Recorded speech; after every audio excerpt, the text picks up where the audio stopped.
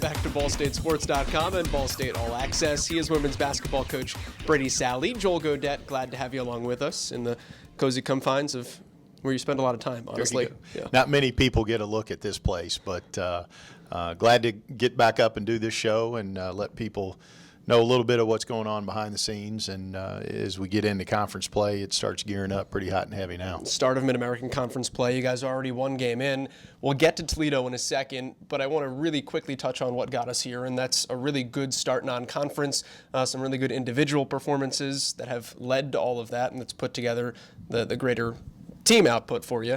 Just give me your impressions of what you learned and where you got to, and if you got to where you needed to be through non-conference play. You know, I guess you go back to what we looked like this summer. I thought we had a really good summer in the weight room, on the floor. For the first time in really a couple years, Natalie Fontaine was healthy through the summer and got all of that work. And our kids, they had a different look about them. And they were a little bit more business-like this summer with some of the things they were doing. It carried over into the fall. We had a really good preseason that way with everything we were doing conditioning-wise, and we just started looking different, it led into some great practices. This is a team that early on I haven't had to really get after a whole lot for how hard they play or anything like that, which anybody knows me. That's kind of what we do, but was very happy with that part of it, and I thought I had a good team. I really did, but you got to go out there on the floor and produce, and looks like we have so far. But with a pre-conference schedule, you set it up where you put your kids through adversity, you travel a little bit, you play some home games, you play some bigger opponents, so on and so forth. You put them in a lot of different situations to see how they're going to react. And clearly we've gotten off to a pretty good start. You've had success here. That's no surprise. What's different, though, about the way that this team has started necessarily compared to other teams you've had here that have been good? Well, I think, it's the same thing I talked about in the preseason when I would go out and speak to different groups. The reason I felt like we had a good team is we finally had a lot of experience, so now I've got my first recruit ever is a senior. My first big recruiting class, they're juniors. They've been there and done it. We've been on the big stages. We've played at the Purdue's, we played at the Louisville's, we played at Pittsburgh, we played all these people. We played in conference tournaments, and we played for the big prize and so on and so forth. So these kids aren't wide-eyed by anything. They know me, they know the system, they know what to expect every day. And so now we're able to go through that business-like approach, and the kids get it. And so I've been able to actually step back from coaching every single thing we do and letting them lead a little bit and letting them kind of get these young kids where they need to go and show some of that leadership, and in turn show the investment that it takes, the commitment that it takes in a program to be successful. So we've had some early success, in our 4 years here, but now we're able to take those successes and turn them into positive experiences, and hopefully you're seeing the benefit of that now. Cardinals rolled with that into MAC play just this past weekend. They opened Saturday with Toledo. The Rockets are always a difficult team. You guys, and this kind of surprised me a little bit just because of how competitive the MAC West is now, but you guys knocked them off. That's now 4 straight over Tricia Cullop's team, which is kind of a feather in your own cap as well, because you talk about winning in conference. A, you have to win at home. B, you have to win in your division. It's all kind of a pyramid type deal, and those are 2 critical pieces that fell in line for you Saturday. Clearly Toledo has been the bell cow on this side for a long time, and before Tricia and since Tricia's been there, they've kind of been that program that you expect to be at the top. And so, that first game right out of the chute, Toledo has played a really strong non-conference schedule, and their record isn't quite as gaudy as what some of us have expected. We played a really good schedule. We had a little bit better record. You didn't know how that game was going to go, and lo and behold, we found ourselves down 17, and everybody's scratching their heads. But in that whole first half, I'm watching our team going, who is this? Like, what are we doing? So I not that I felt good about where we were, but I did know that what I was looking at wasn't what we had been doing. And if I could get us back to that, we had a chance to at least make it competitive. And, we came out and in turn had a pretty good second half. Walk me through the way that game breaks down, because you come out and defensively, I mean, they shot, I think, 50% in the first half. They shoot 25% in the second half. Right. What was the difference? You played 2 games, it looks like. Well, in the first half, we weren't in help defense. We weren't communicating at all. And so we were just really out of focus with everything we were supposed to be doing. We got spread out defensively, and that's just not who we are. And anybody that has watched us play knows that we make it really hard on teams to get it to the paint, to get it to the rim. And Toledo was doing it over and over. Actually, the very first play of the game, they drove it and laid it up. And so at that point, that was probably foreshadowing of what the rest of that first half was going to look like. And so really the big difference was, well, there were 2 big differences. One is in our half-court defense, we wouldn't let them throw it inside. We wouldn't let them get it to the rim anymore.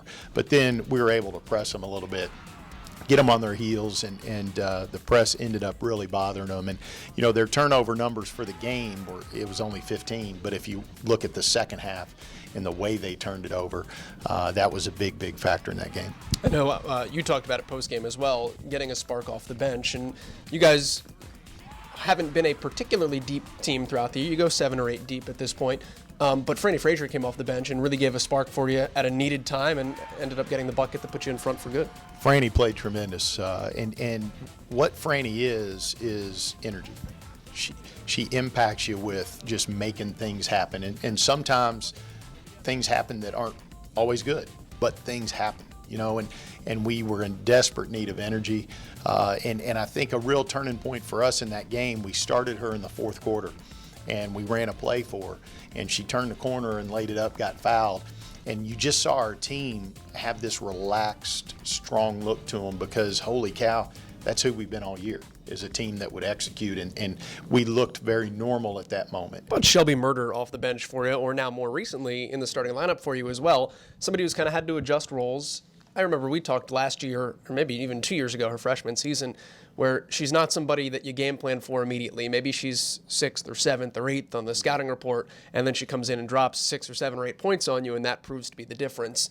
What's changed in the way that she's played, even from last year to this year, but then on a more micro level in the last 2 weeks? Yeah. Clearly, she got an opportunity that when with her role changing when Renee went down with the sprained ankle, and we talk about it all the time as coaches, next man up, and you got to have some depth, and you got to have players that are willing and able to step up in those situations when somebody goes down. It's part of the game, unfortunately. But Shelby is a kid she's perfect in that situation because she knows what to do. She knows how to do it. She's a talented kid, and she's a great kid. So she's going to accept the role that you need her to play. And whether that's coming off the bench and hitting a few threes, or whether that's starting and playing 30-something minutes, she's going to take that role and give you everything she's got. We talk about it all the time. What matters here is what's across the front of your jersey. And Shelby has bought into that and is so Ball State that whether we need her to score 15 or whether we need her to score 2, she's going to be perfectly happy doing that if we win. I've said this before through the years, every season takes on its own life, and you have to have some adversity. You have to have some things go against you, and you have to build a team through those adversities. And you never know what adversity is going to end up being something that in the long term is a really good thing. Well, maybe Renee going down and Shelby stepping in and getting her confidence where it needs to be. And now all of a sudden here comes Renee back, and she's starting to get back to 100%. And now we got Shelby playing like she is. And maybe that benefits Renee a little bit too, seeing the game differently. Absolutely. So it just makes us that much more versatile. And we can, you talk about 2 5 players that play completely different. How hard is that to game plan for? Okay, well, when Renee's in, this is what they do. And when Shelby's in, this is what they do. And that's the part you're talking about with scouts, So you spend how much time on Natalie, and how much time on Jill, how much time on Mariah, how much time on making sure Carmen doesn't come off ball screens and get it to the rim. Oh, yeah, Renee. Oh, yeah, Franny. And then what do you say? Okay, well, Shelby Murder, she's going to shoot it. Well, sometimes in those situations, after Shelby's hit a couple, that's when it starts clicking in to the other group that was, oh, you mean we've got a guarder like that? Well, and that's what you kind of saw there, Yeah. you know, and so Shelby's a great weapon to have, and it gives us an ability to put 3 shooters out on the floor, which stretches the defense for Nat and allows us to be a pretty potent offensive team. Let's take a look at where you guys go from here. Obviously, Toledo behind you, so you're 1-0 in conference. You've got Ohio first, that's on the road. You've got Miami coming back here at home. Ohio's a team that won this league last year, though, so talk about jumping right into the fire.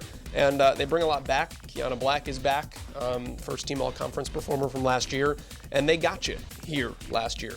What do you have to do to go there and get them? They're extremely well coached. Got a lot of respect for what Bob's doing with that program, and he's got those kids playing at an extremely high level. You know, we go down into that game, I think Ohio's somewhere around 50 in the RPI. We're somewhere around 60. You're talking about a high-level game. And, you know, for the conference, it's great, you know, to have these two teams matching up. Wish we could play them home twice, but the conference wouldn't let me get away with that. But, you know, and that's the other thing. You know, I remember when I first came into the league, we would go to Ohio, and literally, like, if the referees weren't blowing the whistle, there was no noise in that place. There was nobody there to watch that team play. And now, in a short amount of time, their crowd's good. They're into it with the way they play. It's an exciting brand with all the threes that they're shooting and the thing that way. But here's what a lot of people, I don't think, give Bob enough credit for, is they're really good defensively. I mean, really good.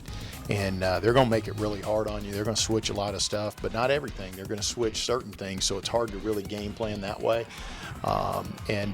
They just do some tough stuff on the defensive end that makes it hard, and you got to be really tight with what you're doing offensively, or they can hold you in the 50s easy, and that's not going to be a good equation if we go down there and only hang 50, because they're a potent offensive team as well. What did they do offensively last year in particular? Because you guys are known for the way you play defense as well, and they seemed to get around some things last season and had themselves a pretty good lead, even though it got close late. Yeah, you know, it was one of those games. I was just watching it over the weekend. And, you know, they kind of opened it up there in the first part of the second half, and then we got it back to about a one-possession game in there. And then they hit a couple big shots in there. But everybody gets really enamored with their ability to shoot the three. But I think what they do just as well is they drive it, you know, and so they spread you out, and that's what that 5-out stuff does. They spread you out, and then they just go lay it up on you. And we're going to be really challenged that way because, you know, our traditional lineup is a post player, and you know, we call Natalie a guard, but we play her kind of in that high-low type situation. Sure. You know, and now they're going to go put 5 guards out on the floor, and so Renee and Shelby are going to be out there in our man-to-man because, let's face it, that's who we are. You know, so this early in the conference season, we're not going to get real caught up on who Ohio is. We're going to worry way more about who Ball State is. And if we can go down there and we can get the tempo the way we want it to, and we can throw it into the post and make some noise that way, we're going to force them to have to adjust to us instead of the other way around. I think that's going to be a big key. I shudder to ask you this a week in advance, too, because you're, I'm sure, full steam ahead on the Bobcats, but you do come back home with Miami at the end of the week also. Thoughts on a seemingly much improved 6-6 team? I first off didn't know we played Miami next. I'm being perfectly honest with you, had no idea. I believe you. I have seen them a little bit because they've played some like opponents. So just through scouting some non-conference teams that you know Miami played, I've seen them play just a little bit. I think their guard play seems to be way better. And here's the thing, I think if you just look at the stats, you look at the conference stats, you look at how well they're shooting the ball, that's a big difference from last year to this year. They're making a ton of shots. And, you know, so any team that can make a lot of shots will get your interest. But I've got my hands full with what we're getting ready to do in the next 2 days of practice and going down there for a big one on Wednesday. It's Ohio on Wednesday night, 2 o'clock on Saturday. Miami comes into Worthen Arena, 888-BSU ticket, or you can browse ballstatesports.com for ticketing information to join us in person, or you can catch us online on ESPN3. Brady, best of luck being 1-0 today, and I guess that goes for the rest of the week as well. Yeah, we're excited to get back into it.